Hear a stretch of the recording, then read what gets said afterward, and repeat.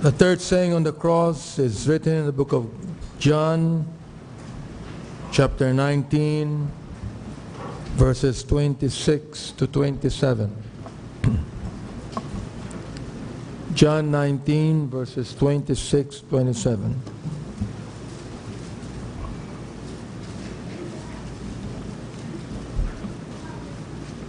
Jesus said to his mother, "Woman, this is thy son." Then he said to the disciple, "This is your mother." I'd like to call our resident pastor in Novaliches to come, Jun Ramirez, to expound to us the third saying on the cross.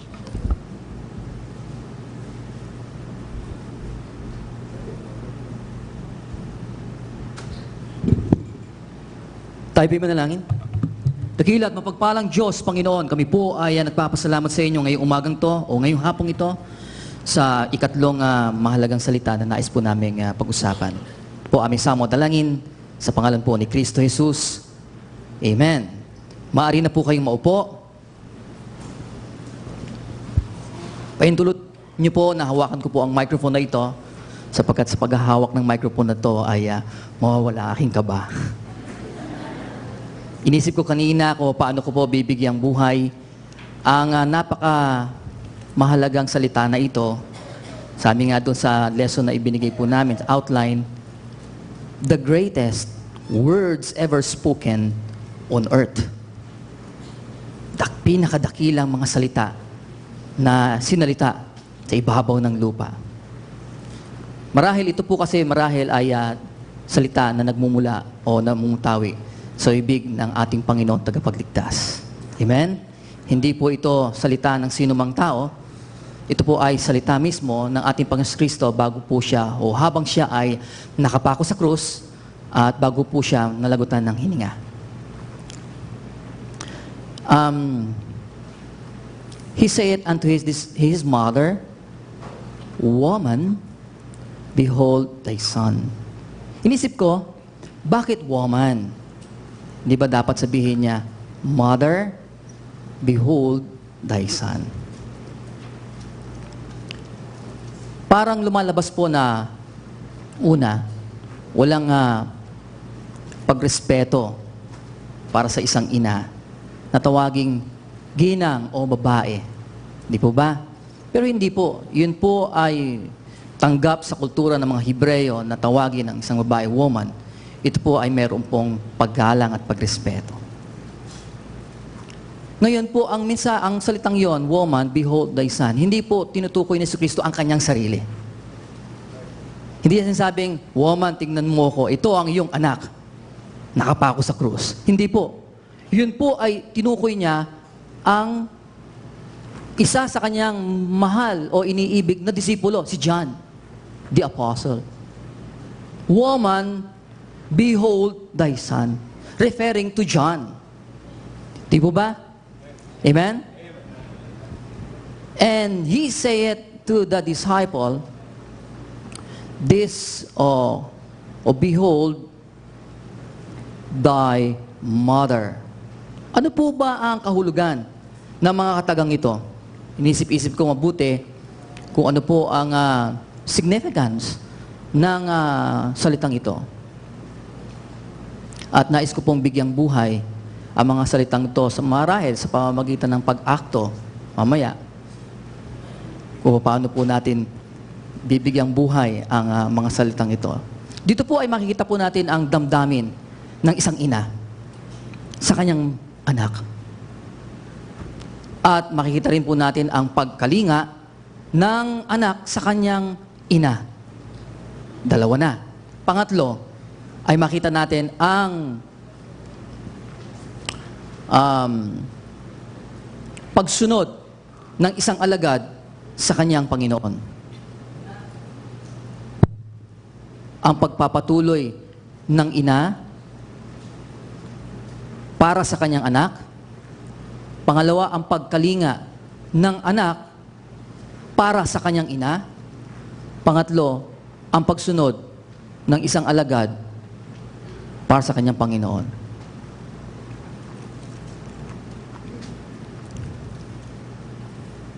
May mga doktrinang nakapaloob dito.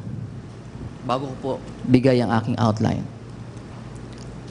Yung pong nakasulat doon sa verse number 25.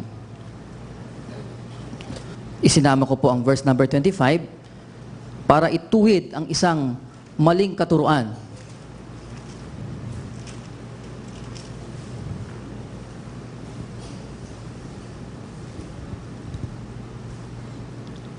Sa loob ng dati nating inanibang reliyon. Now there stood by the cross of Jesus, his mother's sister, Mary, the wife of Cleopas, and Mary Magdalene. When Jesus therefore saw his mother and his disciple standing by. So nais ko pong bigyan pansin yung salitang stood by and standing by. Ano po ba ang ibig sabihin nito? The word stood by in the Greek word is histami, means to stand and abide. While standing by is paraistami, to be at hand, to be ready to assist. Dahil dito, pumasok po ang isang doktrina sa loob ng Iglesia Roma Katolika na ito pong si Mary ay co-mediatrix. Ibig sabihin that she contributed to the salvation of man. Ano po? So siya po ay tumulong kay Jesucristo. Kasama ni Jesucristo na tagapagligtas ng sanlibutan ito. Amen? Tama po. Yun ho ang turo. Ha? Na tayo rin po ay naniniwala. Doon po sa Nova Liches, meron po doong church. Ha? Mary, the mediatrix. Mas malupit ho yun. Hindi lamang co-mediatrix o joint mediatrix, but the mediatrix. Ibig sabihin, kung gusto mong maligtas, kung gusto mong humingi ng favor sa Panginoon, ay huwag kang dediretso sa anak, sapagkat nandun yung ina. Stood by o standing by. You can come to her para sa favor at bibigay sa iyo ang favor. Ibig sabihin, palakasan to. Palakasan to. Kung gusto mong lumapit sa anak, dumaan ka sa nanay. Yun ang ibig sabihin dyan. But the Lord Jesus Christ used the term woman to assert that He is independent of all human relationships or human relationship in exercise of His messianship. Ibig sabihin, kung mas malalim pa ang kahulugan ng salitang woman, sa mga katagang sinabi niya, hindi niya kailangan ng sino man para isagawa niya ang pagliligtas ng sanlibutan. Hindi niya kailangan nandun ang nanay niya para tulungan siya tapusin ang misyon ng pagliligtas sa krus. Hindi rin po yun walang paggalang. Okay? Yun po ay pagpapakita ng katambatang respeto sa kanyang ina. Okay? So number 1, I would like you to see the tender affection or the love of the mother to His Son, Jesus Christ. When all the disciples has forsaken Christ, they continued their attendance on Him. Who? Mary, His mother, or the mother of Jesus Christ in the flesh. Ang nanay ni Jesucristo. Sapagkat wala pong nanay ang Diyos. Amen? Walang nanay ang Diyos. Nanay siya ni Jesucristo sa laman. Sa laman, sa pagkakatawang tao. So here is this Mary, the mother of Jesus Christ, and those pious women standing by or stood by the cross of Jesus Christ. It says here that when all the disciples has forsaken Christ, this woman, pious woman, continued their attendance on Him. They are not hindered or deterred by the anger of the enemy or by the fury of the adversary, nor the terror of the sight. They stood their ground. They stood their ground by the grace of God. Nakatayo sila doon. Isipin niyo po, ikaw na nanay, kakayanin mo bang tumayo sa tabi ng cross ng iyong anak na pinagpakuha niya? Kita mo ang dugo ang anak, naghihirap in great agony and pain. In the terrors of hell, nandun ang iyong anak. Kakayanin mo bang tumayo? At tingnan ang pagpapahirap na ginagawa nila sa iyong anak. Iniisip ko lamang, kanina, kung halimbawang hindi ang nangyari sa Bible ay kaiba sa tunay na nangyari, o inisip ko lamang na gumawa ko sa aking isipan ng isang senaryo na magbabago doon sa sitwasyon. Halimbawang, si Maria ay nagwala, sapagkat hindi niya nakaya ang pagdurusang kanyang nakikita sa kanyang anak. Halimbawang sinabi niya, pambihira naman kayo, ikaw na Roman soldier, pwede ba ibaba mo ang anak ko? Anong ginawa niyo sa anak ko? Pwede ba ibaba niyo siya? Mga tinamaan kayo ng ibaba niyo ang anak ko. At kayo, bakit kayo tawa ng tawa dyan? Hindi niyo naman nakikita ang paghihirap niya? At sasabihin niya kay John, kakapit siya doon sa poste sa cross. At sabihin niya, anak, John, halika, tulungan mo nga ako. O mga kaibigan ko, tulungan mo nga ako. Can you imagine? Pwede ako akto? Hindi. Kasi po, ganito po ang nangyari. Minsan naisip ko to, dinisiplina ko yung mga anak ko. At ang sabi ko sa kanila, didisiplinahin ko kayo, paparusahan ko kayo, kunin mo yung sinturon ko. At una ka, ikaw, na aking anak, pumatong ka sa mesa. Nung hawak-hawak ko ng sinturon, maaaring sasabihin ng asawa ko, Nanay huwag mo na lang ituloy yan pa. Hindi. Nandun siya. 1, 10.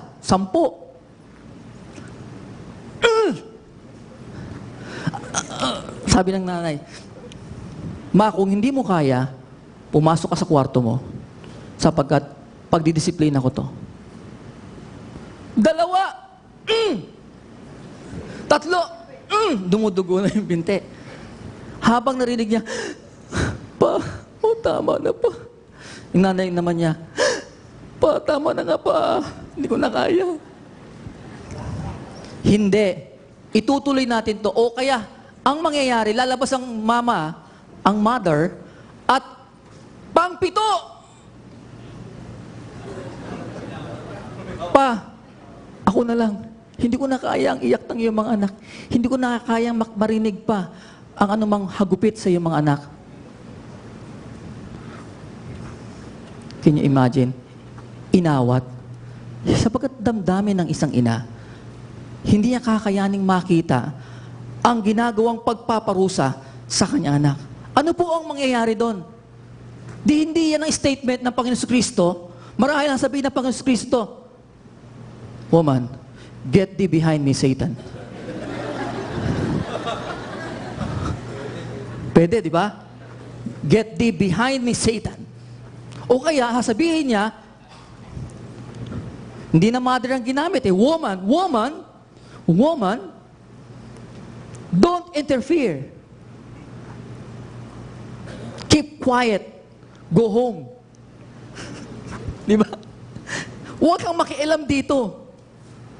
Tumahimik ka. Muwi ka na. Pero hindi, mga kapatid. Hindi. Nandoon si Maria, tinatanaw niya, malapit sa cross, kasama ang disipulo, beloved apostle, kasama ang 3 Maria, at marahil siya ay lumuluha. In great composure, with peace of mind, naniniwala siya na ang lahat ng ito ay kinakailangan maganap sa katubusan ng lahat ng tao sa libutan to. Hindi siya nag-interfere. Hindi siya gumawa ng anumang senaryo doon para pahintuin ang nagaganap. Pinahintulutan niya, tinanggap niya ang lahat ng parusa, lahat ng kasakitan ng damdamin ng isang ina para sa kanyang anak.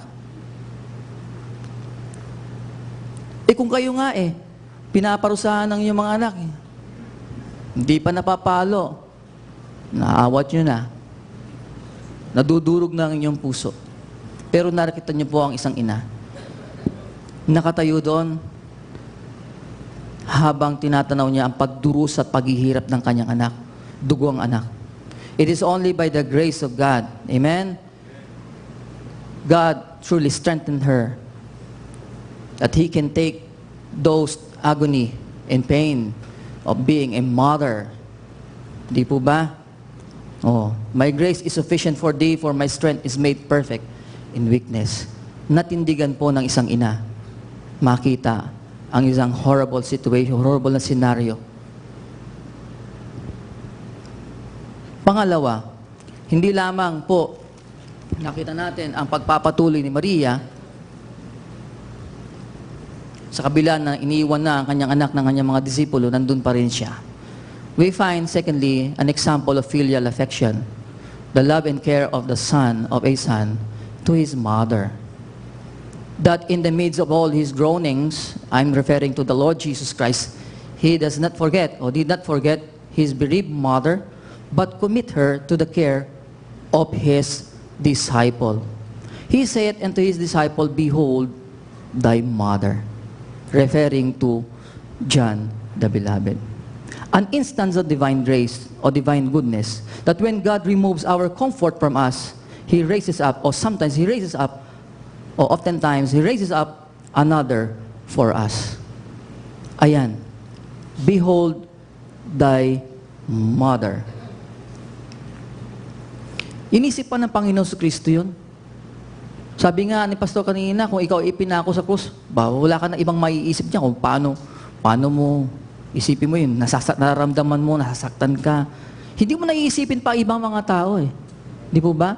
Pero dito ang Panginoon sa Kristo, habang dinadanas niya ang matinding paghihirap, while hanging on the cross in agony, in starvation and thirst, and convulsion of pain, naisipan niya ang kanyang ina.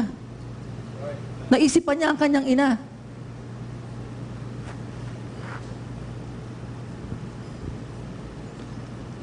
Para ipagkatiwala sa kanyang his beloved mother to his beloved Apostle John. Mga anak na walang pagrespeto sa mga magulang natin. Kami lang, dumanas kami ng matinding pagsubok. Alam ko na naramdaman ng aking asawa bilang ina. Pero ako po ay tumitingin sa dulo ng tunnel na to, sa liwanag. Hindi walang kasaysay at kabuluhan ang mga aral na tinuro sa kanila. Thirdly, o pangatlo po, an example of obedience that John the Beloved showed his master. Sabi doon sa verse number 27, and from that hour, that disciple took her into his own home.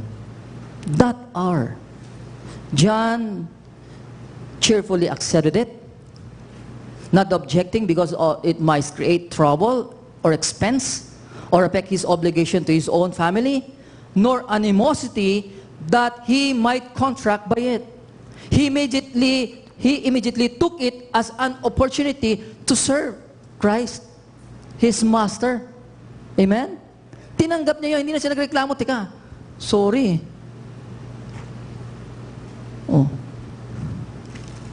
Wala na akong pupuntahan si Mary. Una, nagtataka nga ako, bakit wala doon si Joseph? Di ba dapat nandun si Joseph? Ansan yung mga kapatid? Kalahating kapatid ni Kristo, yung mga anak ni Mary, wala rin doon. Mga unsaved sila. Si Kristo, nung siya'y kasama niya, hindi pa siya naipapako sa krus, siya ang talagang umantabay sa kanyang ina bilang isang mabuting anak. Pero narito na siya, nakapako na siya sa krus. Wala nang pagkakataon. Sino pa ang susuporta sa kanya? Sino pa ang uunawa sa isang ina? Ang mga anak na unsaved?